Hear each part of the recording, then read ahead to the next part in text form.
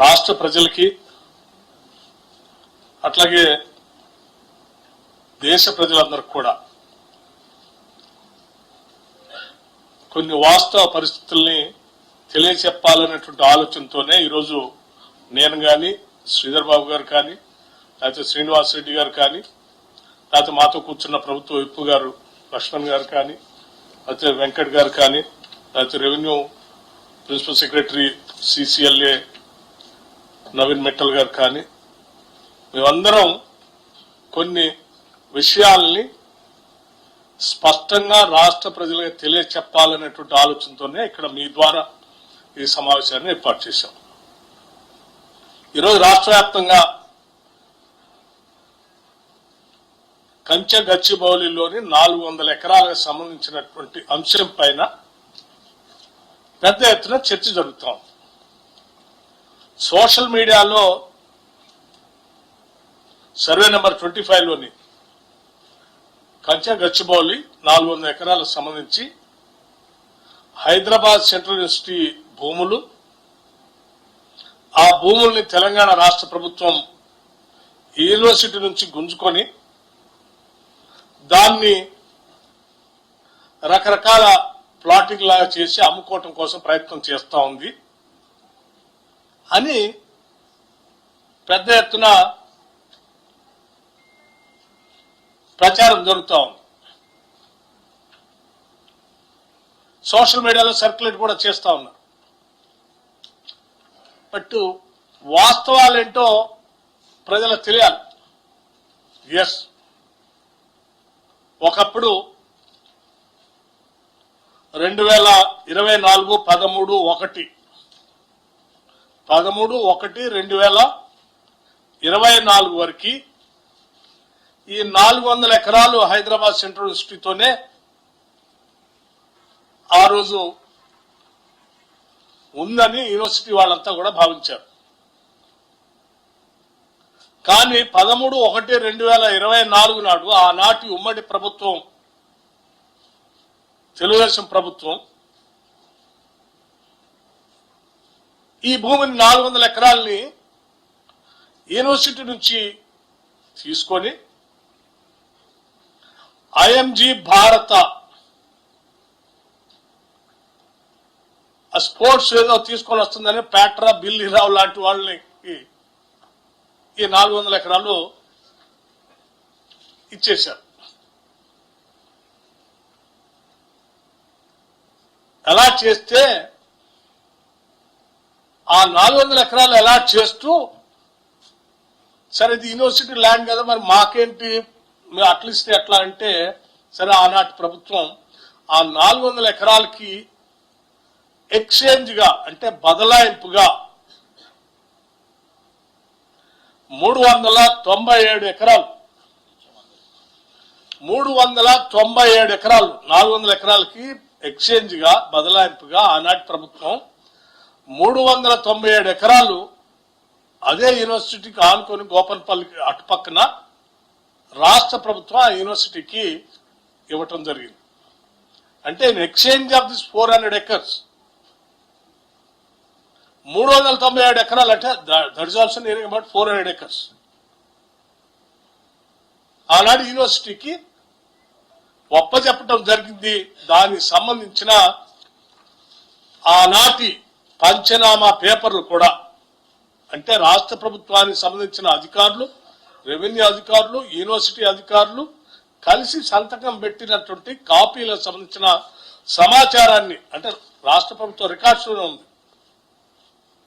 ఈ సమాచారాన్ని మీకు పూర్తిగా అందించాలనే నేను ఈరోజు ఈ సమావేశం మీకు పెట్టి వాస్తవ పరిస్థితులు చెప్పాలని. అంటే ఇప్పుడు మనం మాట్లాడుకునేది, ప్రజలు సర్క్యులేట్ చేసేది ఈ 400 ఎకరాలకు సంబంధించి ఆల్రెడీ ఎక్స్చేంజ్ ఆఫ్ ల్యాండ్ యూనివర్సిటీకి ఆ రోజు ఇచ్చేశారు. అది ఈ 400 ఎకరాలు ప్రభుత్వానికి అప్పచెప్తున్నట్టు, దాని బదులు ఇంకో 397 ఎకరాలు మేము తీసుకున్నట్టు యూనివర్సిటీ అధికారులు, ఆనాటి రెవెన్యూ అధికారులు ఇద్దరు కలిసి సంతకాలు పెట్టించిన కాగితాలు కూడా మీకు మీడియా మిత్రులకి నేను అందజేస్తాను. దయచేసి ఇవన్నీ వాస్తవ పరిస్థితులు ప్రజలకు తెలియాలి. ఎందుకంటే అబద్ధాలు మీదనే బతుకుతున్నటువంటి కొన్ని రాజకీయ పార్టీలు అడ్డగోలు సమాచారాన్ని ఏదో రాష్ట్ర ప్రజలకు ఇచ్చి ఓ తప్పుడు ప్రచారం చేసే ప్రక్రియకి పెద్ద ఎత్తున తెరలేపారు.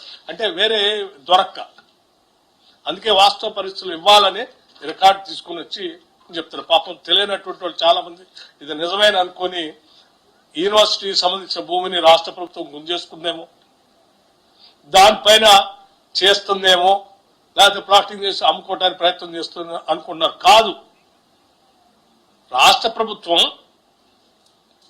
ఆనాటి ప్రభుత్వం సరే ఎక్స్చేంజ్ లో ఆ ల్యాండ్ యూనివర్సిటీకి వస్తే యూనివర్సిటీ వాళ్ళు బాగానే ఉన్నారు, వాళ్ళ ల్యాండ్ వాళ్ళకి వచ్చింది.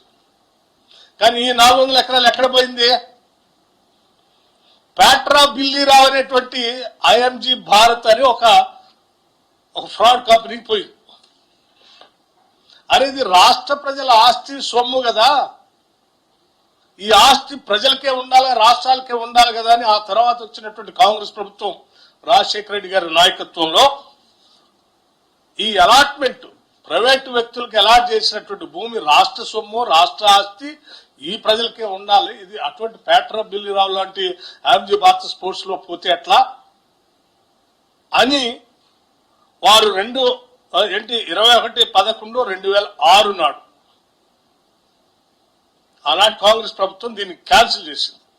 ఎవరికి? ప్యాట్రా బిల్లీరావు ఆ ఐఎంజీ స్పోర్ట్స్ కి ఇచ్చిన ల్యాండ్ ని క్యాన్సిల్ చేసి ఇది గవర్నమెంట్ కే ఉంటది, ఇటువంటి వాళ్ళ చేతిలో ప్రైవేట్ వ్యక్తులు పోవటానికి వీల్లేదని తీసుకొస్తే వారేం చేశారు? నాకు ఆల్రెడీ గత ప్రభుత్వం రాసి ఇచ్చేసింది, మీరు క్యాన్సిల్ చేసి తీసుకుంటే ఎట్లా అని హైకోర్టులో సవాల్ చేస్తూ IMG Bharat writ petition number 24781 ద్వారా గౌరవ ఆంధ్రప్రదేశ్ హైకోర్టులో రిట్ పిటిషన్ వేశారు. ఇది మాకే ఉండాలి, మళ్ళీ మీరు క్యాన్సిల్ చేసి రాష్ట్రాన్ని తీసుకోవడానికి వీల్లేదని. అంటే ఒక ప్రైవేట్ వ్యక్తి రాష్ట్ర ప్రభుత్వాన్ని తీసుకున్న ఆస్తిని లేదు నాకే ఉండాలి, నాకు గత ప్రభుత్వం ఇచ్చింది నువ్వు ఎట తీసుకుంటావు అని రిట్ పిటిషన్ వేసింది. ఆ రిట్ పిటిషన్ వేస్తే కాంగ్రెస్ ప్రభుత్వం ఆ రోజు క్వశ్చనే లేదు, ఇది ప్రజల ఆస్తి, ప్రజలకే ఉండాలి, రాష్ట్రానికే ఉండాలని గట్టిగా ఆనాడు హైకోర్టులో కొట్లాడుతూనే వచ్చింది. సరే, తర్వాత క్రమంలో రాష్ట్ర విభజన జరగటం 2014లో మరి మనందరూ తెలిసిందే టీఆర్ఎస్ ప్రభుత్వం అధికారంలో రావటం. 2014 నుంచి 2023 వరకు 10 ఏళ్లు అధికారంలో ఉన్నాడు. ఈ బిల్లీరావు ఐఎంజీ భారత్ లాంటి వాళ్ళకి చేతులకి భూమి పోవద్దని ఆనాటి కాంగ్రెస్ ప్రభుత్వం అది క్యాన్సిల్ చేసి కొట్లాడింది. మరి మన ప్రత్యేక రాష్ట్రం వచ్చింది, మన ఆస్తులు మనకే ఉండాలా, మన బిడ్డలకే చెందాలా, ఈ రాష్ట్రానికే సంపద పెరగాలని కదా ప్రత్యేక రాష్ట్రం తెచ్చుకుంది.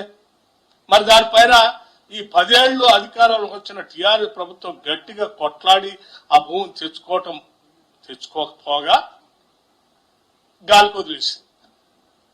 గాలికి ఎందుకు వదిలేసిందో తర్వాత చెప్తున్నాను.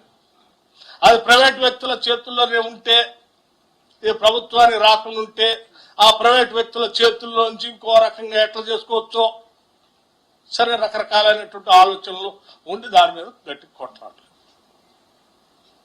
మేము మళ్ళీ ఆ 2023లో జరిగిన ఎన్నికల్లో గట్టిగా కొట్లాడి ప్రజల ఆస్తులు ప్రజలకే ఉండాలా అని చెప్పి ప్రజలకు ఇచ్చి వాగ్దానాలు ఇచ్చి మేము అధికారంలోకి వచ్చిన మరుక్షణమే ఇది ఆనాటి నుంచి ఇది ప్రజల ఆస్తి, ఇది ఏదో బిల్లీరావు ప్యాట్రావు చేతుల్లో పోతే ఇది చాలా వేల కోట్ల రూపాయలు విలువైనటువంటి భూమి, ఇది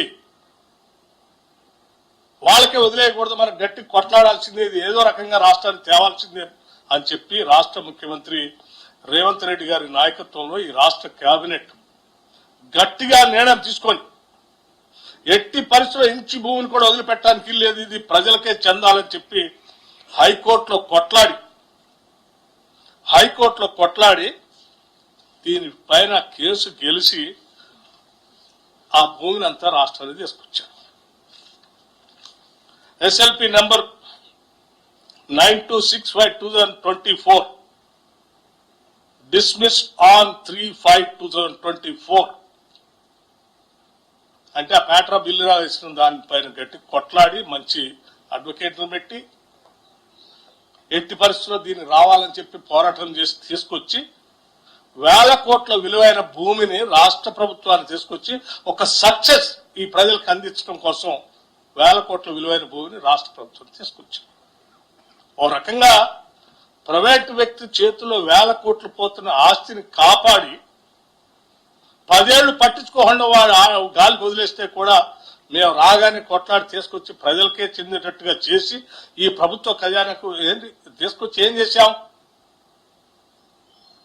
రెవెన్యూ డిపార్ట్మెంట్ నుంచి ఈ రాష్ట్ర ప్రభుత్వానికి సంబంధించిన ఇండస్ట్రీస్ టీజీఐసి చెప్పే ప్రైవేట్ వాళ్ళ చేతిలో పోవద్దని. టీజీఐసి ఎవరిది? Revenue department. రాష్ట్ర ప్రభుత్వానికి ప్రజలు. అంటే కొన్ని వేల కోట్ల రూపాయలు విలువ చేసే భూమిని మేము కాపాడి కొద్దిమంది కుట్రపూరితమైనటువంటి వ్యక్తుల చేతుల్లో పోకుండా రాష్ట్ర ప్రజలకి ప్రభుత్వానికి చెందేటట్టుగా చేసి దీన్ని ఈరోజు కాపాడితే అసలు నిజంగా ఎవరైనా అభినందిస్తారు దీన్ని. అరే శబాష్, ఎప్పుడో 2023లోనూ అటు ఇచ్చినటువంటి దాన్ని దారాదత్తం చేసిన దాన్ని సరే ఇన్ని సంవత్సరాలని ఇవాళ ఏంటంటే మీరు చూడండి, ఆలోచన చేయండి. ఇచ్చింది ఎప్పుడు వాళ్ళకి? 2004 13 1 2004 నాడు. ఇవాళ ఏ సంవత్సరం? ఇన్ని సంవత్సరాల మధ్యలో పోరాటం చేసిన ప్రభుత్వం విభజన జరిగితే 10 ఏళ్ళు పరిపాలన గాలి వదిలేస్తే మేము రాగానే కొట్లాడి ఎట్టి పరిస్థితులు దీనికి ఉండాలని తీసుకొస్తే వచ్చిన భూమి మళ్ళీ వ్యక్తుల చేతుల్లో పోనీయకుండా ప్రభుత్వ సంస్థలు వ్యవస్థల చేతుల్లోని పెట్టి దీన్ని ఏదో రకంగా ఈ రాష్ట్ర ప్రజలకే ఒక ఆస్తిని సృష్టించాలని మేము ప్రయత్నం చేస్తున్నాం. ఎందుకంటే ఈ రాష్ట్రం కొన్ని సంవత్సరాల పాటు పోరాటం చేసింది అస్తిత్వం కోసం, ఆత్మగౌరవం కోసం. దశాబ్దాల పాటు ఈ రాష్ట్ర యువత మన రాష్ట్రం మనకు వస్తే ఉద్యోగాలు వస్తాయని ఆశపడి ఉద్యోగాల కల్పన కోసం పెద్ద ఎత్తున మన ప్రత్యేక రాష్ట్రం ఉంటే మనందరికి ఉద్యోగాలు వస్తాయని తాపత్రయంతో పోరాటం చేసి రాష్ట్రం తెచ్చుకుంటే వాళ్ళందరికీ 10 ఏళ్లు ఉద్యోగాలు కల్పించలేక గాలికి వదిలేస్తే బాధపడుతున్న నిరుద్యోగ యువతీ యువకులకి మనం ఇటు ప్రభుత్వ పరంగా ఉద్యోగ అవకాశాలు కల్పించడమే కాదు, ప్రైవేట్ పరంగా కూడా కొన్ని ఇంటర్నేషనల్ స్టాండర్డ్ లో ఉన్నటువంటి వ్యవస్థలు తీసుకొని వాళ్ళందరికీ ఉద్యోగ అవకాశాలు వచ్చేటట్టుగా ఒక పక్కన ఆస్తిని సృష్టిస్తూనే ఇంకో పక్కన లక్షలాది మంది నిరుద్యోగ యువత యువకులకి ఉద్యోగ అవకాశాలు కల్పించాలని మేము తాపత్రయపడి పనిచేస్తా ఉన్నాం. ఇందులో మా స్వార్థం కానీ లేకపోతే మా మంత్రివర్గ శాసన స్వార్థం కానీ లేకపోతే ముఖ్యమంత్రి రేవంత్ రెడ్డి గారి స్వార్థం కానీ వ్యక్తిగతంగా దీన్ని తీసుకు వాడుకునేది లేదు. ఈ రాష్ట్ర యువత కోసం, రాష్ట్ర ప్రజల కోసం వాడుతున్నటువంటి ఒక్కసారి ఆలోచన. ఆ రోజుల్లో హైటెక్ సిటీకి ఆనాటి ముఖ్యమంత్రి నేదురుమల జనార్దన్ రెడ్డి గారు, రాజీవ్ గాంధీ గారి ఆలోచనల మేరకు కంప్యూటర్ రెవల్యూషన్ ఈ దేశంలో కూడా తీసుకొని రావాలని చెప్పి వారు ఫౌండేషన్ వేసి ఆ తర్వాత వచ్చినటువంటి ప్రభుత్వాలు వాటిని కంటిన్యూ చేస్తే ఇవాళ మనం హైటెక్ సిటీ ఫేజ్ 1, హైటెక్ సిటీ ఫేజ్ 2, ఆ తర్వాత ఫైనాన్షియల్ సిటీ, ఆ తర్వాత నాలెడ్జ్ సిటీ, ఇవన్నీ రావటం వల్ల లక్షలాది కోట్ల రూపాయలు ఇక్కడ ఇన్వెస్ట్మెంట్స్ వచ్చినాయి. అవన్నీ ఇన్వెస్ట్మెంట్స్ తో వచ్చినటువంటి సంస్థల వ్యవస్థల ద్వారా లక్షలాది మంది నిరుద్యోగ యువతీ యువకులకి ఈరోజు హైదరాబాద్ లో ఉద్యోగ అవకాశాలు దొరుకుతున్నాయి. వాళ్ళ వెనుక ఆ రోజుల్లో మరి వీటన్నిటిని ఆలోచించకుండా వదిలేసిపోయి ఉంటే ఈరోజు మన పరిస్థితి ఏంది? ఇవాళ హైదరాబాద్ గ్లోబల్ సిటీగా మారింది. హైదరాబాద్ నగరంలో పెద్ద ఎత్తున లక్షలాది మంది ఉద్యోగ అవకాశాలు దొరుకుతున్నాయి అనే కదా రాష్ట్ర వ్యాప్తంగా అనేక ప్రాంతాల నుంచి నిరుద్యోగ యువత హైదరాబాద్ కు వచ్చి ఉద్యోగ అవకాశాలు ఎత్తుక్కునేది. దీన్ని మనం ముందుకు తీసుకొని వెళ్ళాలి కదా. ఎవరో ప్రైవేట్ వ్యక్తి చేతుల్లో పోయిన 400 ఎకరాలు కాపాడి అక్కడ కూడా ఇటువంటి సాఫ్ట్వేర్ ఇండస్ట్రీస్ సంబంధించినటువంటి మన నిరుద్యోగ యువతీ యువకులకి చదువుకుని యూనివర్సిటీస్ నుంచి చదువుకొని బయటకు వచ్చేటువంటి నిరుద్యోగ యువతీ యువకులకి మంచి ఉద్యోగ అవకాశాలు దొరికేటట్టుగా ఒక ఇంటర్నేషనల్ సంబంధించినటువంటి సాఫ్ట్వేర్ ఇండస్ట్రీస్ తీసుకొచ్చి అక్కడ ఏర్పాటు చేయడం కోసం ప్రయత్నం చేస్తే వాళ్ళందరికీ మళ్ళీ ఉద్యోగ అవకాశాలు వస్తాయి కదా అని ఆలోచనతో మేము చేస్తున్నాం తప్ప వేరే ఆలోచనే లేదు ఇక్కడ మాకు. మేము చేసే ప్రతి పని రాష్ట్రానికి ఆస్తులను ఎట్లా సృష్టించడం, సంపదను ఎట్లా పెంచడం తద్వారా ఈ రాష్ట్రంలో ఉన్న నిరుద్యోగ యువతి యువకులకి ఉద్యోగ అవకాశాలు ఎట్లా కల్పించడం అనేది తప్ప వేరే ఆలోచన లేదు. కానీ ఇదంతా చేస్తా ఉంటే ఇవన్నీ చెప్తే జనం వాళ్ళని తిడతారు కాబట్టి కొద్ది మంది కుట్రదారులు రాజకీయపరమైన కుట్రతో ఆ రోజుల్లో 10 సంవత్సరాలు ఏ రకంగా అయితే ఆ ప్రైవేట్ వ్యక్తి చేతిలో ఉన్నటువంటి భూమిని కాపాడటం కోసం హైకోర్టులో కొట్లాడి తీసుకురావటం కోసం ప్రయత్నం చేయకుండా వదిలేసినటువంటి ప్రభుత్వాలకు సంబంధించిన వ్యక్తులు ఈరోజు తగుదినమ్మా అని బయటకు వచ్చి ఇవాళ పెద్ద ఎత్తున యూనివర్సిటీ భూములన్నింటి యూనివర్సిటీ భూములు ఇది వాస్తవాలు చెప్పాలి, ఇది యూనివర్సిటీ భూములు కాదు. ఇది యూనివర్సిటీ భూమిని మేము ఎందుకు పుంజుకుంటాం? ఇప్పుడే శ్రీధర్ బాబు గారు చెప్పారు, ఈ యూనివర్సిటీకి సంబంధించి ఇంచి భూమిని కూడా మేము ముట్టుకోము. ఆ యూనివర్సిటీ అలాగే అక్కడ చదువుకున్న విద్యార్థులుగా చెప్తున్నాం, మాకు కూడా ఎమోషనల్ బాండేజ్ ఉంది ఆ యూనివర్సిటీతో. ఈ యూనివర్సిటీ ఎదగాలని పెరగాలని అక్కడ విద్యార్థులు బాగా చదువుకోవాలని అక్కడ చదువుకున్న విద్యార్థులందరికీ బయటకు వస్తే ఉద్యోగ అవకాశాలు దొరకాలని మేము బలంగా కోరుకుంటున్నాం. చదువుకొని ఉద్యోగాలు లేకుండా బాధపడకూడదని కదా ఆలోచన చేసేసి అక్కడ ఉన్నటువంటి ఏదో మష్రూమ్ రాకుని కానీ లేకపోతే అంబరెల్లా రాకుని కానీ లేకపోతే ఇంకొక లేఖను కానీ వాటిన్నింటినీ దేన్ని డిస్టర్బ్ చేసే క్వశ్చన్ లేదు.